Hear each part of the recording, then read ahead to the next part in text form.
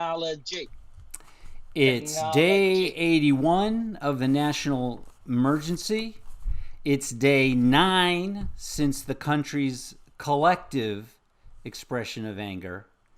And it's 243 years since the U.S. Declaration of Independence declared that we hold these truths to be self evident, that all men are created equal, that they are endowed by their Creator with certain unalienable rights, that among these are life, liberty, and the pursuit of happiness. Thank you for being with us tonight.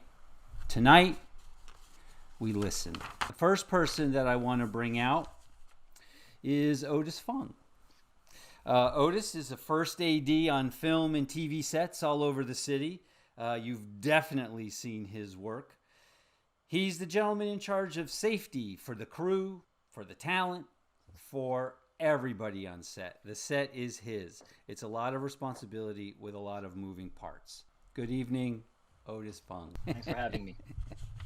Please, thank you. Thank you for taking a moment in your night. So tell us, just give me a little bit of background. What happened last night?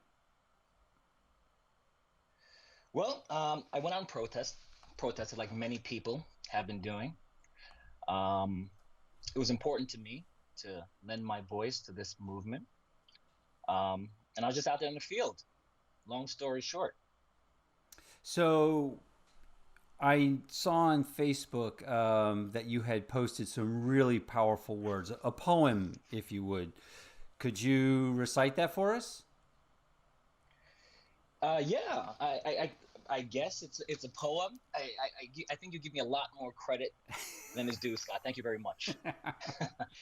The words, I'll just call it just some words that reflect my thoughts. By the way, everyone, excuse the hoarse voice. I was yelling a little bit at the protest last night, kind of encouraging people to lend their voice to the movement. So, the words, I am at the intersection of what was and what can be. I'm no longer a spectator. I am no longer accepting what I accepted before. I understand that I'm responsible for change. I am doing something real about it. And then my call to action, are you this I? If so, you can be this I. Taking responsibility for change into the individual hands of the people that are affected by what's going on around them, as well as those that see what's affecting their friends, family, colleagues. Very powerful. And so to bring it to last night, Yes, last night you made a decision to be that I, and you yes. stepped out your door, and what happened? The protest was right there. Interestingly enough, I was uh, planning on going into the city and joining the protest and lending my voice to the movement there. Um, Protest was brought right to my door. I didn't have to travel very far to to feel what so many people out there are feeling. Just anger, you know, um, the sense of disenfranchisement that has been a part of what has been going on for way too long in America for people of color, black people particularly. So it found me. I didn't have to find it. Hmm. And what was there? Like, who was there? Was it huge? What was it like? It was a mixed crowd. Unlike what you may have seen on TV, a lot of the crowd, it was a mixed bag. It was old people, it was young people, it were people of color, men, women, different ethnicities, different nationalities, and it was peaceful. That was my experience. I know that that's not true for every protest, but for the protest that I participated in, it was peaceful. And did you feel like everyone was connected? Yes, I think so. I think everyone was moving towards the same goal, which is equal treatment under the law. Um, Maybe curbing abuse in the police department of black men in the streets. Mm-hmm. And and to be honest with you, Scott, people are making the decision now to take a chance on protesting. I'm afraid of dying from COVID Mm-hmm. 19, Mm-hmm. as well as a lot of the people that were out there in the crowd. I spent over 70 days implementing a meticulous daily routine of cleanliness. I disinfected package, I wore PPE, and I adhered to social distancing rules. It was important to me that I protect my health, not only for myself, but also for the safety of family, friends, colleagues who um, I would encounter after the pause. Mm-hmm. Um, that fear obviously hasn't gone away.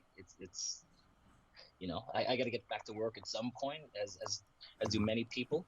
But what scares me more than getting sick from COVID-19, um, which is a respiratory disease, um, which causes trouble breathing, persistent cough pain, excuse me, a chest pain, and may result in death. That's not as scary to me as allowing a disease system to continue that's been suffocating Black and Brown communities for over 243 years. That's terrifying. And fortunately, I'm not married. I have no children. I can fight on the front lines for change. I'm protesting to keep future generations safe from the insidiousness of racism. And my hope is that my infant nephews, Ocean and Carter, um, will never know the pain and anguish that millions of Black men to date have experienced. And I'm with the families out there that are scared of what's going on around them. But for those families, those mothers who are clutching their children a little bit tighter during this time of uncertainty and crisis, it's important to ask: What are you willing to do to give your child a better life? And if you're not willing to fight a better future now, then when when will you be willing to fight? As Benjamin Franklin said, justice will not be served until those who are affected uh, are as outraged as those who are unaffected are as outraged as those who are. Powerful. And so you made the decision last night to jump into the protest, even though you have spent these past couple months, like most of us have, protecting yourself Right. against the virus and pandemic. But Hmm.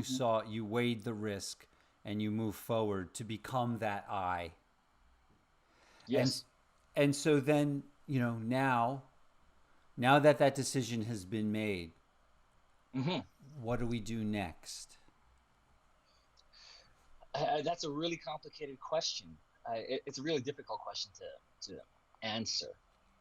In the void of leadership from the top, we need leadership from the bottom, and that's the I movement.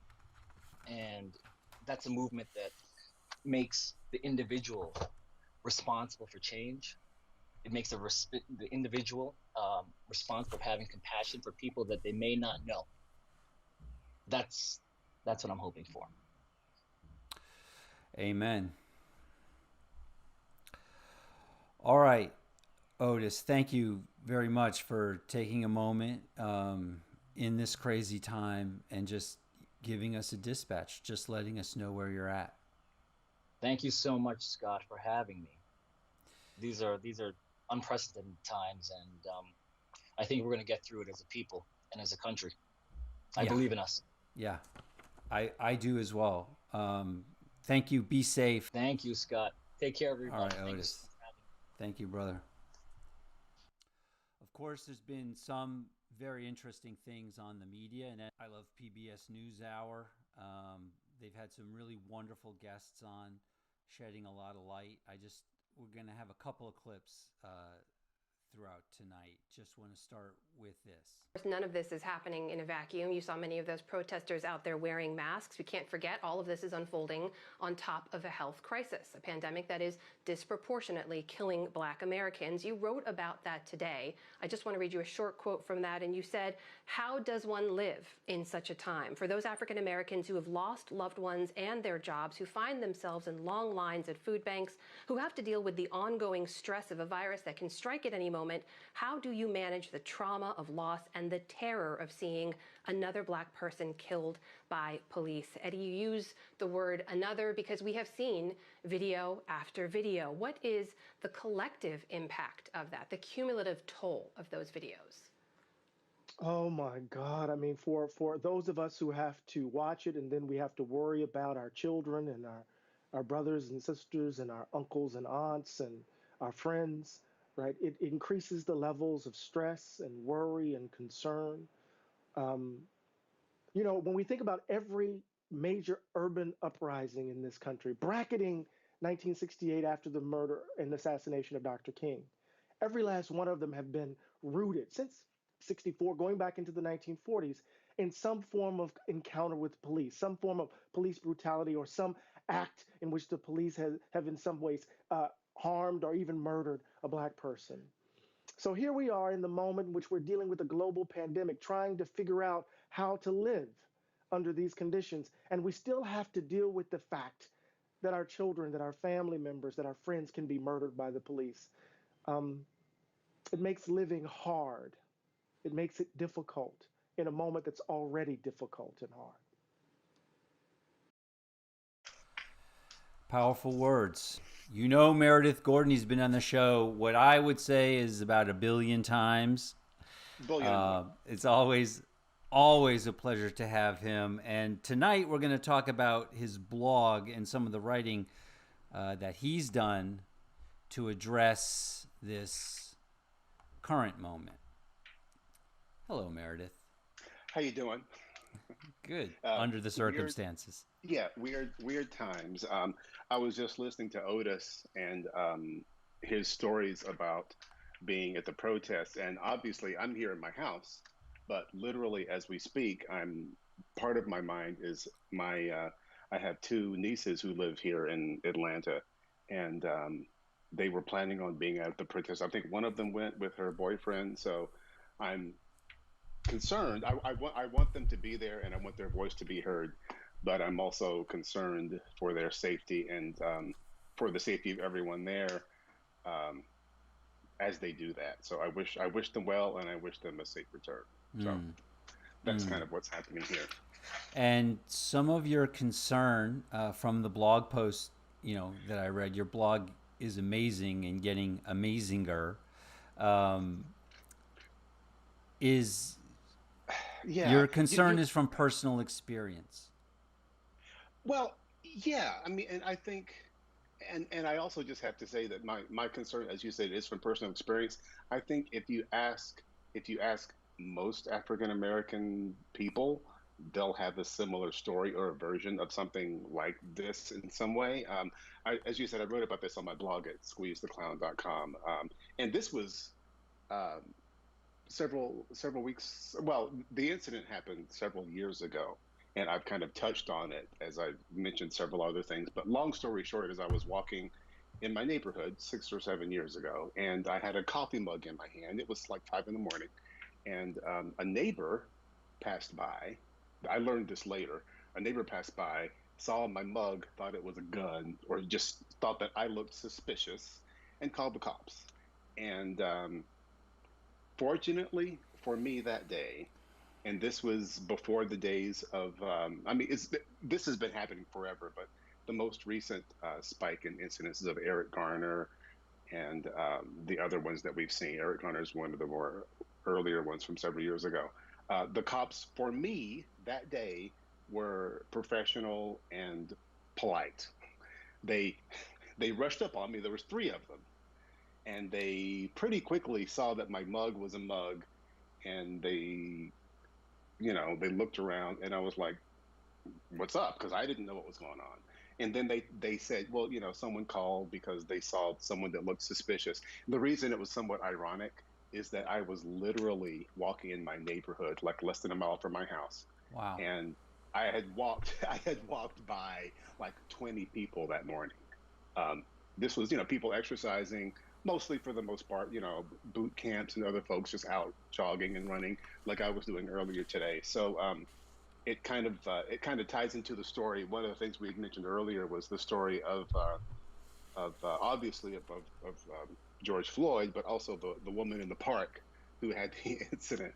Amy Cooper. And Amy Cooper, yes, in the park, who had the little argument, you know, about her dog not being on a leash. But and I think one of the things, kind of touching on one of the things that Otis was mentioning, is that instead of simply seeing him as a person and kind of going, you know what, I'm kind of breaking the rules. I'm kind of getting by a little bit. Let me just put my dog on the leash Mm-hmm. and I'll just go on about my day. But instead of doing that, she literally picked up her phone Mm-hmm. in a frantic voice and got Mm-hmm. a little urgent and Mm-hmm. said her life was being threatened. Mm-hmm. And the irony is that that call could have very easily had threatened um, the other gentleman, whose name was also Cooper, could have threatened his life in the same way that it doesn't take much, and we only need to look at George Floyd to see that, to see what could so easily happen. And so I think it's very important, and I applaud Otis and the other folks out there, my nieces who are out there, and their friends and cohorts who are letting their voice be heard. Like I said, I wish them the best. Mm. Um, I've literally been sick over the past 4 or 5 days with vertigo, unrelated to all the other stuff. Although it's kind of Yeah, symbolic here. yeah. but yeah, I wish them the best. And as you mentioned in the other blog post the last one that I wrote, the last thing I kind of touched on was a quote by Brian Stevenson, who founded the National. I'm reading this, the National Museum for Peace and Justice in Montgomery, and one of his quotes is, "Each of us is more than the worst thing we've ever done." And he does a lot of defense work and work for people in prison, many of whom have done bad things. Some who may or not, may have just gotten caught up into the system. But as I think of that quote, I think of America, and I think about what America has done, and can America be better than the worst thing it's ever done? Can we as Americans make America better? And that's my hope for those protesting. And but thank you for you kind of like opening up the space for that. As we were speaking earlier about how both my blog and your show, we're essentially entertainment guys, Yeah. among other things. Yeah. And that's what we do. But I think at times, it's like, the elephant in the room, and the reality that we're dealing with kind of guides us into these things. And I think it's important to kind of touch on that. Yeah. Yeah. Yeah. And I think we both acknowledge that the folks who are out there, as much as we hope, and pray for them to be well, they're also doing the very important work of helping us become a country that is better than our worst Yeah. moments. Yeah.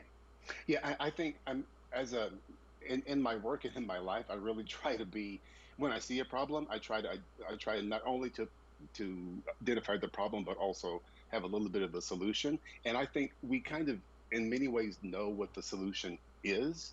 But I only, this is a little slight tangent. I think of Colin Kaepernick. Several years ago, Colin Kaepernick was literally kneeling peacefully in protests, and our current president made fun of him, did all kinds of things. Yeah. And he became the laughingstock and a pariah. They claimed he was like, against the military, which is ridiculous. And if we can't get beyond that to merely have a serious conversation about police brutality, I mean, just imagine if we had just simply taken his protest seriously. We wouldn't be we would be joking right now. We'd be telling jokes, you know, Bad ones. bad ones. If we as a country had taken his warning and his concerns more seriously, maybe that police officer wouldn't have had his knee on that guy's on Mr. Floyd's neck. You know, and so I'm all for solutions, but there's a time to kind of like raise a ruckus. Say solution will come tomorrow in the near future, but we have to kind of let the voice be heard.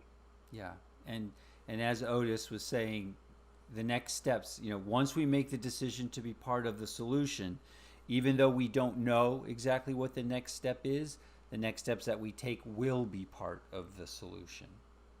Yeah, and I think part of it too is it's refreshing to see so many people on social media and other places kind of waking up to the agenda, or to the, if not agenda, to the issue. And hopefully more of those people will remain in the conversation as we take that next step, next step to addressing, you know, more serious policy concerns about how police do their job and how people interact in a way that can make all of us safe and all of us can prosper. Yeah. Well said, sir. Waka waka waka. Yeah. Well, hopefully we'll be getting back to our bad jokes soon. Exactly.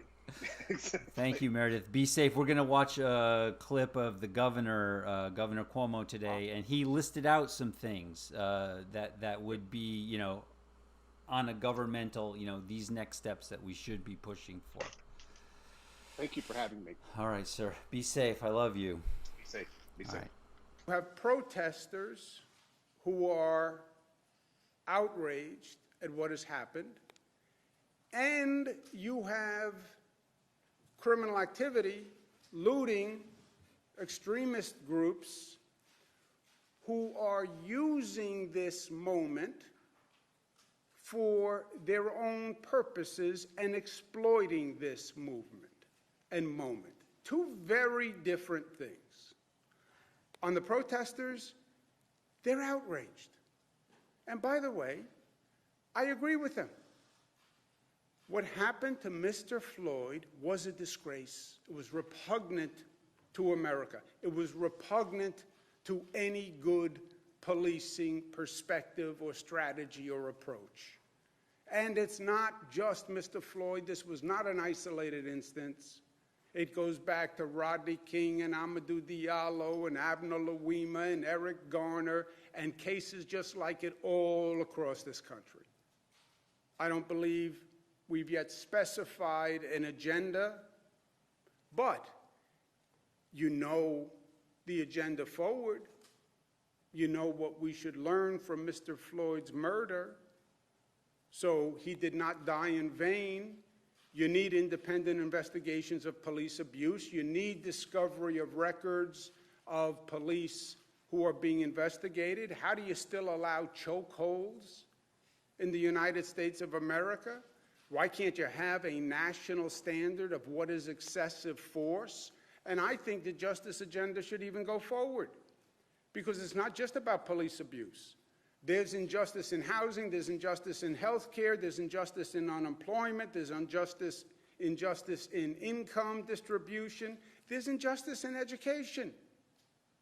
I would make education equity part of that agenda. I would make child poverty part of that agenda. And I wouldn't wait for next year. I think that Congress should pass those laws now.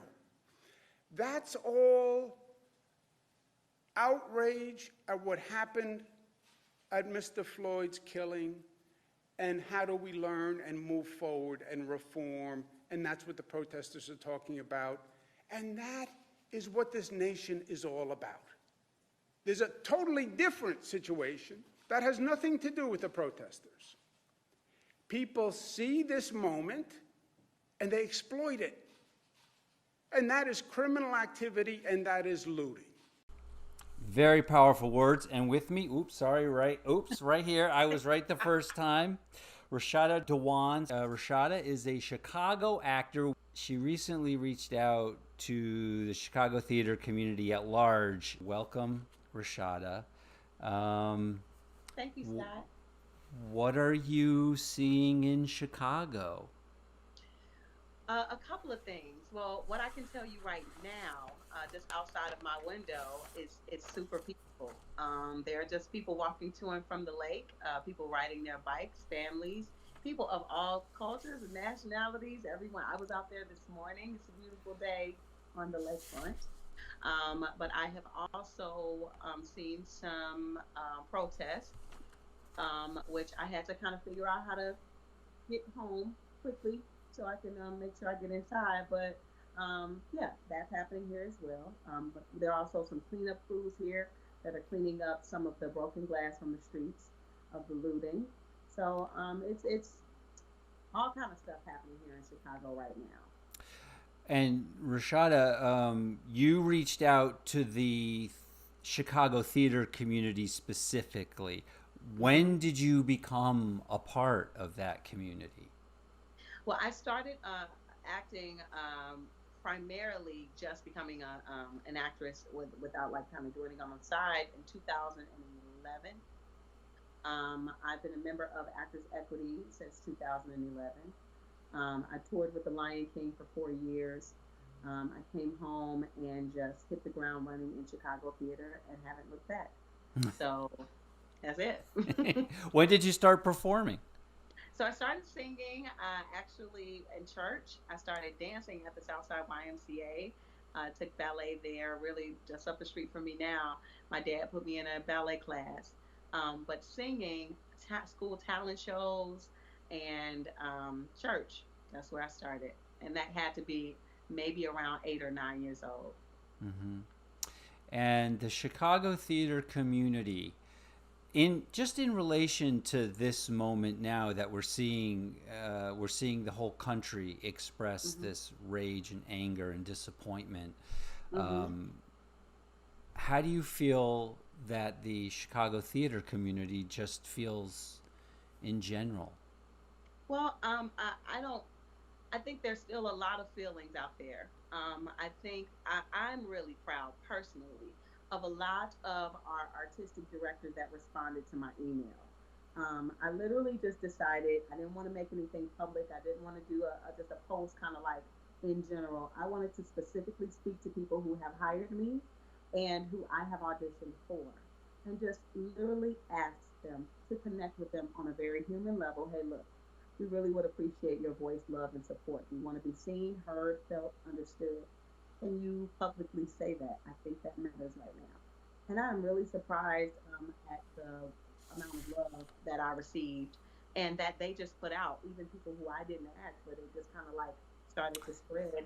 And theaters literally came on and just started to say something. Now, I have to say, all have not, but we were able to openly at least talk about how all of the parties involved have to give approval for an organization to support something. So a lot of people are saying they're bored, but still some people hadn't responded, some people were feeling a kind of way.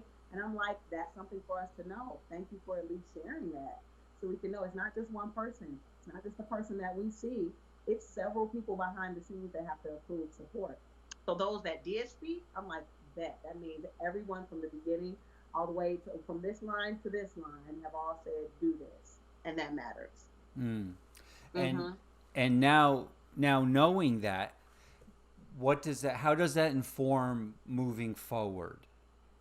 Well, for me, the reason why I asked is because I think when an organization can come out of the shadows, maybe that has been quiet in the past, to say we openly support and encourage equity, and not equity, but equality and humanity for Black people, I think that's a ripple effect into how that plays out in who you hire.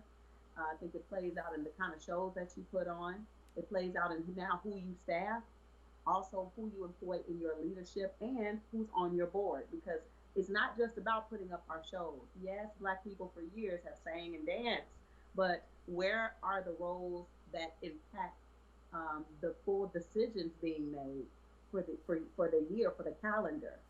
we need to start having some voice there too. And so I think it starts the conversation. And I gotta say, some of my counterparts may feel like they've been known that we wanted this. So speaking out is like, but where's the action? Well, it puts us in a better position to hold them accountable for what they're saying. And that's my personal take on it. And do you feel it's the same for people? Do you feel, because it sounded to me like you were kind of, drawing a line or saying when an entity, when a group of people, when a theater can say this, that's a reflection. Do you feel like it's the same thing with individuals? No, because we all come from different places and different experiences, every last one of us. And just like those individual artistic directors spoke out, that doesn't necessarily reflect all of the people that they work with. So everyone has some special, unique connection to how they feel about this. What I will say is, I feel like there are two types of people that we're dealing with specifically. Those of us who really want to heal, and those of us who just want to share how hurt they are. And both have value, but some are invested in doing different types of work. You know what I mean? Mm-hmm. And so I think just acknowledging that both sides exist, but there might be two separate agendas going on here, and we still got to work that out as to how we come together to figure out what's the end game, if there even is one. Yeah. And has this particular incident, because we've all been through a lot of incidents, just in our lifetimes, and we all know the history, and going back the 243 years of the country, has something changed in you in this moment that caused you to wake up in the morning and say, I need to communicate with these groups right now? Yeah, I got less angry. Before, this is not the first time I've spoken out about injustices that I've seen or felt, but I started to widen my perspective and get an understanding of what the people who might not know what to say, how they might be feeling. This is what informed how I communicated my desires or feelings to those peers. So I decided, and people ask me, Rashada, what did you say? Well, I didn't come with anger. I didn't come with judgment. I didn't come with an expectation or disappointment. I just came with, hey, can you do this? We'd like for you to do this. We'd like for you to recognize, stand with us as we collectively actually be treated as humans. And I think who couldn't agree with that? And so I think when you are hurting, you talk different. I think when you don't feel heard, your actions are different. I wasn't there. I felt like I've been hurt before, I've been angry before, and let's try something different because the other way didn't get me the results that I really, really wanted. Yeah. Wow. Very powerful. Well, thank you. It feels odd to say nice to meet you, because because I feel like we had a great conversation this afternoon, and now this evening, this conversation is well, to be honest, the first time you came into my life, which was yesterday, you instantly, through that email, instantly grabbed my attention, got my focus, and I understood, yeah, I have to not just stand here, I have to do something. That's right. Thank you for that. Thank you. Well, thank you for the space to be heard and to be listened to. Like I say, I don't think there's one answer, but I do think that it's the balm to a very gaping wound that all of us have. It's not just one-sided. I think everyone has felt the effects of this, whether you want to acknowledge it or not. Right. Because while there is privilege, there's also some hurt. There's also some guilt. There's also some deep disappointment with people who look just like you and I. And so I don't think anyone's immune from this. It's just whether you want to focus on it or not.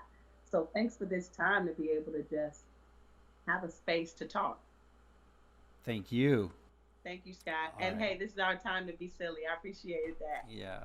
Thank you. We'll talk soon, Rashada. Be safe. You too. Bye bye. Peace. One more bit from PBS NewsHour the other day. We come back again and again to this question of when will it change? How will it change? I was speaking earlier with a police chief in a major city who was himself a black man, and he said the frustration for him right now is that he said, I don't know what else we can ask people of color to do. I don't know what else we can ask black men to say or do that hasn't already been said or done. And until the people who aren't affected are as outraged as the people who are, nothing will change. Do you agree with that? I understand it. I don't think we can wait on those who are invested in an idea of whiteness to change. If we do that, we're going to lose another generation. Those who are invested in an idea of America as a white nation in the vein of old Europe cling to those commitments. And in in the interim, we keep losing people. Those of us who've learned the lessons of our history, those of us who want to imagine America differently, we have to start building a world where those kinds of beliefs have no quarter to breathe. Vice President Biden needed to say what we need to do is hold police accountable. What we need to do is decriminalize, right? A whole host of actions that force these encounters. We need to change the way police see black men and women, right? Which is rooted in a deep cultural ethos. We need to address the fundamental underlying conditions of resource deprived communities where people don't have a living wage, where they don't have decent education, where they don't have decent housing. All of this is rooted in this belief that America is a white nation. If we have to wait on those folk who are committed to that, America will continue to be this ugly place. So I believe in my heart of hearts that you and I and those of us who are committed to a more just America, a new America, we have to get about the business of building it now. COVID has changed everything, has changed everything. We can't go back to what was. We can't allow people to double down on their ugly commitments. We have to finally muster the courage to build a new America, or this thing will go to hell. That's a bit melodramatic, but I hope you get the point.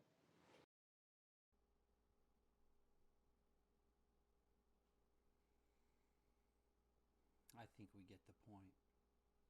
I hope we get the point. All right. Thank you for being with us tonight. Everybody, please stay safe. Hunker, hug, haven. And we'll see you on Thursday.